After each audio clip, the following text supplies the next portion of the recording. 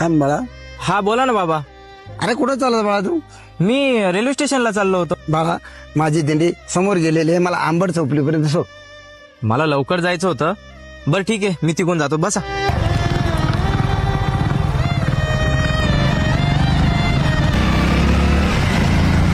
बाळा इथं थांब. बाबा इथं आंबड चौपली पण नाहीये आणि तुमची दिंडी कुठे दिसतीये तुम्हाला इथं?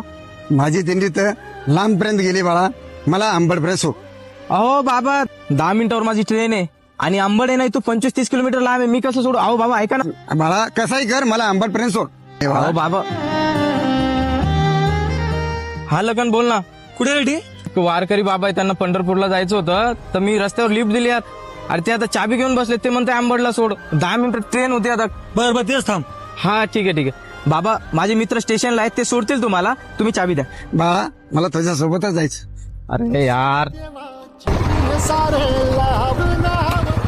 अरे आयडी बर झालं तू त्या ट्रेन मध्ये गेला नाही. का बरं, काय झालं? ती ट्रेन पलटी झाली आहे.